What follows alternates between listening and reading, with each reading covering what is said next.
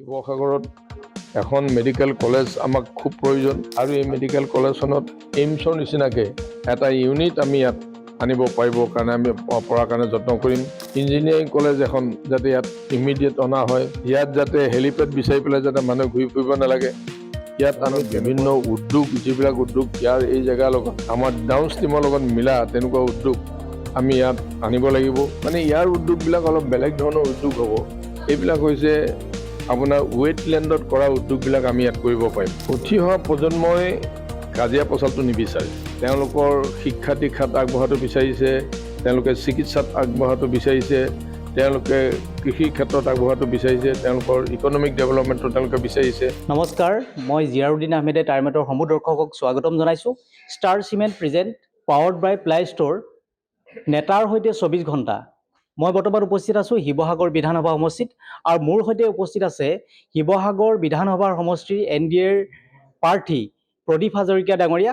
প্ৰদীপ হাজৰিকা ডাঙৰীয়াক পাবি পোনে পোনে টাইমেটলৈ আপোনাক স্বাগতম জনাইছোঁ। ধন্যবাদ। আপুনি যিহেতু 8 বাৰৰ ভিতৰত 5 বাৰকৈ আমগুৰি সমষ্টিৰ বিধায়কৰ দায়িত্বত অধিষ্ঠিত হৈছিলে, বৰ্তমান সময়ত ৰাজনীতিৰ প্ৰেক্ষাপট আপুনি কি দেখিছে? এতিয়া মানে ডিলিমিটেশ্যন হোৱাৰ পিছত, সমষ্টিবিলাকত ডিলিমিটেশ্যন হোৱাৰ পিছত কিছু সমষ্টি নাইকিয়া, 2-এটা সমষ্টি নাইকিয়া হৈছে। আমাৰ শিৱসাগৰতে আমগুৰি সমষ্টিটো নাইকিয়া হৈছে আৰু শিৱসাগৰ সমষ্টিটোত আমগুৰি সমষ্টিৰ 13টা পঞ্চায়ত, শিৱসাগৰৰ 13টা পঞ্চায়ত আৰু নাজিৰাৰ এটা পঞ্চায়ত দুলাকাষৰীয়া আৰু শিৱসাগৰ নগৰখন লৈ পেলাই প্ৰায় 2,09,000 ভোটাৰেৰে এটা বৃহৎ সমষ্টি এটা ইয়াত নতুনকৈ গঠন হৈছে। এতিয়া সেই সমষ্টিটোত 2026 চনৰ 9 এপ্ৰিলত অনুষ্ঠিত হ'বলগীয়া এই বিধানসভা নিৰ্বাচনৰ বাবে NDA প্ৰাৰ্থী হিচাপে মই এতিয়া জনসাধাৰণৰ মাজলৈ মই আহিছোঁ আৰু পৰিৱেশটো মই বেয়া দেখা নাই, ভালেই দেখিছোঁ। যিহেতু এই শিৱসাগৰ বিধানসভা সমষ্টিৰ পৰা দেখা গৈছে যে কেইবাজনো প্ৰাৰ্থীয়ে প্ৰাৰ্থিত্ব আগবঢ়াইছে, এইসকল আপোনাৰ বাবে কিবা ফেক্টৰ হ'ব বুলি ভাবে নেকি? মই ভাবোঁ যে মানে যিকেইগৰাকী বা যি দলৰ পৰা তেখেতসকলৰ প্ৰাৰ্থিত্ব আগবঢ়াইছে, মই ভাবোঁ আমাৰ মিত্ৰজোঁটৰ প্ৰাৰ্থী হিচাপে মোৰ যিটো অনুমান বা মোৰ যিটো অনুভৱ বা যিটো মোৰ এইকেইদিনৰ ভিতৰত যি ঘূৰি পকি মই যিটো পাইছোঁ, মই ভাবোঁ তেনেকুৱা কোনো ধৰণৰ ফেক্টৰ এইটো নহ'ব। আপুনি যিহেতু সত্ৰ মহাসভাৰ অধ্যক্ষৰ দৰে এটা গুৰু দায়িত্ব পালন কৰিছিলে, ৰাজ্যখনত আপুনি কি দেখিছে? চাওক, মিত্ৰজোঁটৰ চৰকাৰ আৰু এই চৰকাৰৰ মাননীয় মুখ্যমন্ত্ৰী ডক্টৰ হেমন্ত বিশ্ব শৰ্মা ডাঙৰীয়াই তেখেতৰ সুদূৰপ্ৰসাৰী চিন্তাৰে মানে এখন সত্ৰ আয়োগ কেবিনেটত গঠন কৰিছিলে। 3জনীয়া কমিটি, ৰূপক শৰ্মা আছিলে, মৃণাল শইকীয়া আছিলে আৰু মোক অধ্যক্ষ কৰি লৈ পেলাই আমাৰ যিখন সত্ৰ আয়োগ গঠন কৰা হ'ল, এই গঠন কৰা সিদ্ধান্তটোৱে এই নতুন চৰকাৰখনৰ বহুত ডাঙৰ সিদ্ধান্ত এইটো। আৰু আমি যিখন প্ৰতিবেদন আমি দাখিল কৰিছোঁ, এখন 1700 পেজৰ 2টা ভলিউমৰ প্ৰতিবেদন এখন, আৰু এই প্ৰতিবেদনখন আমি চৰকাৰক দিয়াৰ পিছত মই ভাবোঁ যে বৰ্তমান মিত্ৰজোঁটৰ চৰকাৰখনৰ যিমানবোৰ ডাঙৰ ডাঙৰ কাম কৰিছে, সেইবিলাকৰ ভিতৰত আটাইতকৈ ডাঙৰ কামটোৱে হৈছে যে এই সত্ৰ আয়োগৰ প্ৰতিবেদনখন, এইটো এটা ডাঙৰ সম্পদ গোটেই অসমীয়া সমাজৰ কাৰণে, জাতিটোৰ কাৰণে, একেবাৰে আমাৰ অসমখনৰ কাৰণে এইটো এটা ডাঙৰ সম্পদ হৈ গৈছে। আৰু ইয়াক ৰিচাৰ্চ যিবিলাক স্কলাৰ আছে অহা দিনবিলাকত নিশ্চয় এই যিখন প্ৰতিবেদন, এই প্ৰতিবেদনখনে তেওঁলোককো মানে বিভিন্ন ধৰণে মেটেৰিয়েলছ যেতিয়া তেওঁলোকক লাগিব, এই প্ৰতিবেদনখনে বহুত সহায় কৰিব। সেইকাৰণে অসমৰ এটা ডাঙৰ সম্পদ হ'ব। আৰু এতিয়াৰ সত্ৰবিলাকৰ বৰ্তমানৰ অৱস্থা এই প্ৰতিবেদনখনত সুন্দৰৰূপে ইয়াত প্ৰতিফলিত হৈছে। আৰু ইয়াৰ পিছতেই অসম চৰকাৰে সত্ৰৰ বহু মাটি, 1 লাখ বিঘা মাটি ইতিমধ্যে তেখেতসকলে উচ্ছেদ কৰি পেলাই মুকলি কৰিছে। আৰু আপোনালোকে জানে বৰদোৱা থান যিখন, তাত যিটো প্ৰজেক্ট এতিয়া নিৰ্মাণ কৰি উলিয়ালে চৰকাৰে, এই চৰকাৰৰ এই নিৰ্মাণ কৰি উলিওৱা এই প্ৰকল্পটোত এতিয়া বিভিন্ন দেশৰ মানুহে, পৰ্যটকেৰে ইয়াত ভৰি পৰিছে আৰু এই জেগাটুকুৰা এটা পবিত্ৰ স্থানত এতিয়া ৰূপ পাইছে। ৰাজ্যৰ মুখ্যমন্ত্ৰী ডাঙৰীয়াও ইতিমধ্যে দেখা গৈছে যে নিৰ্বাচনী প্ৰচাৰ চলাই গৈছে আৰু আপুনিও বৰ্তমান চলাই আছে। এই যি উঠি অহা প্ৰজন্মক আপোনালোকৰ পৰা বহু কথা শিকিব বিচাৰে, কি ক'ব? উঠি অহা প্ৰজন্মই কাজিয়া পচালটো নিবিচাৰে। প্ৰতিবাদ কৰি পেলাই চিঞৰ বাখৰ কৰি থকাটো নতুন প্ৰজন্মই এতিয়া বিচৰা নাই। নতুন প্ৰজন্মই বিচাৰিছে কেনেকৈ তেওঁলোকৰ ভৱিষ্যতটো গোটেই পৃথিৱীখন যি ধৰণে আগবাঢ়িছে তাৰ লগত সমান্তৰালকৈ মিলাই পেলাই তেওঁলোকে খোজকাঢ়ি পেলাই আগবাঢ়িব পাৰে।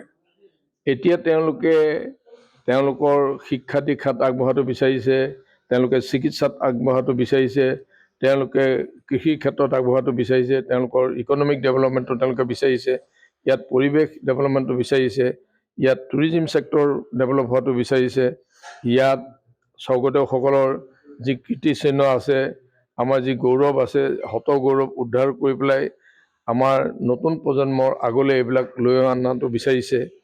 সেইকাৰণে মই ভাবোঁ যে এইবিলাক সমল যিবোৰ শিৱসাগৰ সমষ্টিত বিভিন্ন মানে চুকে কোণে পৰি আছে, এই সমলবিলাকক উদ্ধাৰ কৰি পেলাই আমি তেখেতসকলৰ আগলৈ লৈ আহিলে মই ভাবোঁ যে তেওঁলোকে ইয়াত নিজকে মানে বিচৰা বস্তুবিলাক পাব আৰু তেওঁলোকে আগবঢ়াই লৈ যোৱাত যথেষ্ট সহায় কৰিব পাৰিব।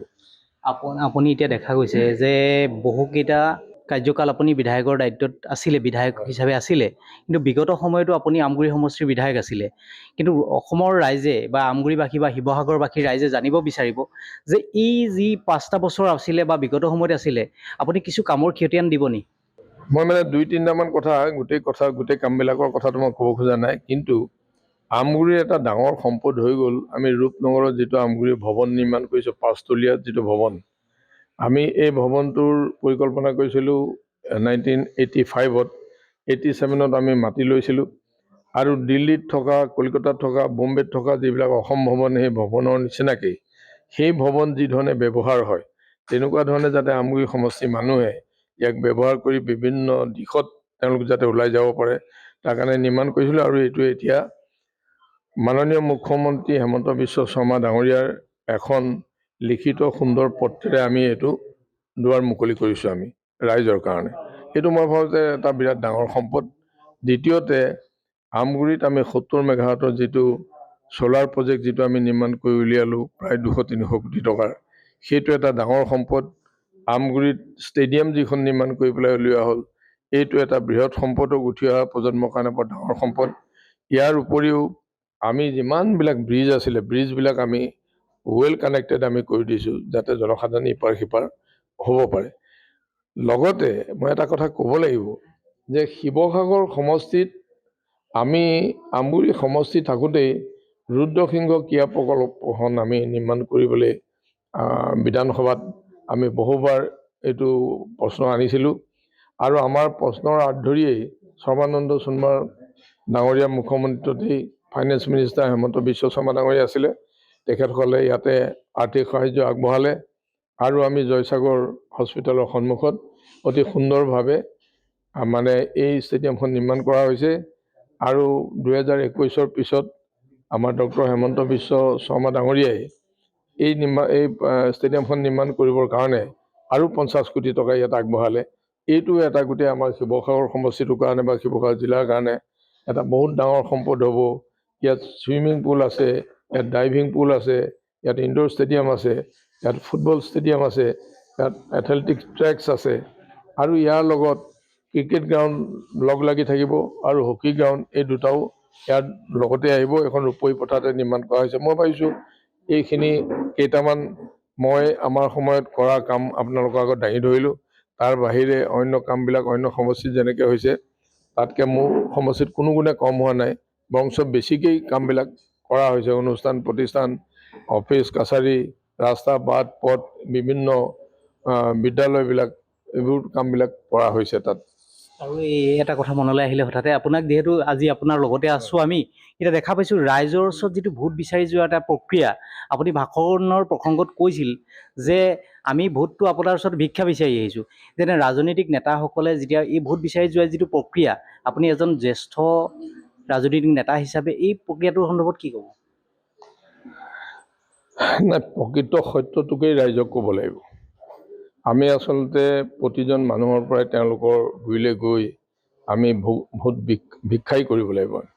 ভোট ভিক্ষা কৰিব লাগিব, তেখেতসকলক সন্তুষ্ট কৰিব লাগিব, তেখেতসকলৰ আগত আমি বিষয়টো ক'ব লাগিব, নিজকে চিনাকি কৰাই দিব লাগিব আৰু তেওঁলোকৰ পৰা তেখেতসকলক সহায় কৰিবৰ কাৰণেই আমাক ভোট যে দান কৰিব লাগে, ভোট ভিক্ষা তেনেধৰণে আমি কৰা উচিত। এইটো this is democracy. Democracy is by the people, of the people, for the people. সেইকাৰণে পাব্লিকৰ পৰা, জনসাধাৰণৰ পৰা, ৰাইজৰ পৰা আমি ভোট ভিক্ষা কৰিব লাগিব। সেইধৰণে ভোট ভিক্ষা কৰিছোঁ আমি। শেষৰটো প্ৰশ্ন, আপুনি যিহেতু শিৱসাগৰ বিধানসভা সমষ্টিৰ পৰা প্ৰতিদ্বন্দ্বিতা আগবঢ়াইছে, আগন্তুক সময়ত আপোনাৰ ভৱিষ্যত পৰিকল্পনা কি? চাওক, শিৱসাগৰ সমষ্টিটো ডাউন ষ্ট্ৰীমত আছে, এইটো আপ ষ্ট্ৰীমত নাই। এইটো মানে জলতংক হৈ থাকে এই সমষ্টিটো। এতিয়া যিটো এৰিয়া কৰিছে, এইফালে হাঁহচৰা, সিফালে মোকালনি, এইফালে দিচাংমুখ, এইফালে আমগুৰি টাউন। এতিয়া ইয়াতে ৰেচিডেঞ্চিয়েল এৰিয়াটো অলপ পৰিছে, কিন্তু উদ্যোগ কৰিব পৰা মানে ইয়াৰ উদ্যোগবিলাক অলপ বেলেগ ধৰণৰ উদ্যোগ হ'ব। এইবিলাক হৈছে আপোনাৰ ৱেটলেণ্ডত কৰা উদ্যোগবিলাক আমি ইয়াত কৰিব পাৰিম। ইয়াত দিচাংমুখ আছে, ইয়াত দৰিকামুখ আছে, ইয়াত দিখৌমুখ আছে, ইয়াত আপোনাৰ খৰখৰী আছে, ইয়াত আপোনাৰ মিটংমুখ আছে, ইয়াত আপোনাৰ নামদাং আছে, ইয়াত আপোনাৰ জাজি আছে, জাজিমুখলৈকে। এতিয়া গোটেই মুখবিলাক ইয়াত পৰিছে আৰু ব্ৰহ্মপুত্ৰখন ইয়াত আছে। এতিয়া গোটেইবিলাক দ জেগা, এইবিলাক গোটেইবিলাক। এতিয়া সেই জেগাবোৰ আমি ভালধৰণে ব্যৱহাৰ কৰি ইয়াৰ পৰাই ইয়াতেই বোকাত মানে আমি যাতে ইয়াৰ পৰাই তেনেকুৱা ধৰণৰ মিলা উদ্যোগ কিছুমান, ৱাটাৰ হাইচিন্থৰ লগত মিলা উদ্যোগ, পানীৰ লগত মিলা উদ্যোগ, ইয়াতে ম'হৰ খুঁটি, ইয়াত গৰু খুঁটি, ইয়াত ফিচিকালচাৰ, ইয়াত ফ্লৰিকালচাৰ, এইবিলাক আমি কৰিব পাৰিম। ইয়াত কৃষিৰ উন্নয়ন আমি কৰিব পাৰিম আৰু ইয়াৰ যোগেদি জনসাধাৰণলৈ আমি বহুত ভাল বিভিন্ন খাদ্য আমি ইয়ালৈ প্ৰেৰণ কৰিব পাৰিম। তাৰ উপৰিও শিৱসাগৰত এখন মেডিকেল কলেজ আমাক খুব প্ৰয়োজন আৰু এই মেডিকেল কলেজখনত এইমছৰ নিচিনাকৈ তেনেকুৱা আমাৰ গোটেই ৰাষ্ট্ৰীয় পৰ্যায়ত মানে নাম থকা এখন মানে মেডিকেল কলেজৰ এটা ইউনিট আমি ইয়াত আনিব পাৰিবৰ কাৰণে আমি পৰাৰ কাৰণে যত্ন কৰিম। ইঞ্জিনিয়াৰিং কলেজ এখন যাতে ইয়াত ইমিডিয়েট অনা হয়, ইয়াত যাতে হেলিপেড বিচাৰি পেলাই যাতে মানুহে ঘূৰি ফুৰিব নালাগে। ইয়াত আমি তেনেকুৱা ধৰণৰ বিভিন্ন উদ্যোগ, যিবিলাক উদ্যোগ ইয়াৰ এই জেগাৰ লগত আমাৰ ডাউন ষ্ট্ৰীমৰ লগত মিলা তেনেকুৱা উদ্যোগ আমি ইয়াত আনিব লাগিব আৰু ইয়াত যাতে ল'ৰা ইয়াৰ পৰা যাতে ওলাই যাব নালাগে বাহিৰত পঢ়িবলৈ, ব্যৱসায় কৰিবলৈ। ইয়াত আমাৰ তেওঁলোকক সুন্দৰকৈ সজাই পৰাই যাতে আমি ইয়াৰ পৰা অন্য জিলাবিলাকতকৈ ওপৰলৈ শিৱসাগৰ জিলাখনক যাতে লৈ যাব পাৰোঁ, উত্তৰণৰ কাৰণে আমি ইয়াত কাম কৰিম বুলি পেলাই ভাবিছোঁ। আমাৰ ফালৰ পৰা শুভেচ্ছা জ্ঞাপন কৰিছোঁ। এয়া আছিল শিৱসাগৰ জিলাৰ মিত্ৰজোঁটৰ প্ৰাৰ্থী, শিৱসাগৰ বিধানসভা সমষ্টিৰ মিত্ৰজোঁটৰ প্ৰাৰ্থী প্ৰদীপ হাজৰিকা ডঙৰীয়া। আপোনালোকে এনেদৰেই নেতাৰ মনৰ কথা জানিবৰ বাবে চাই থাকিব টাইম 8।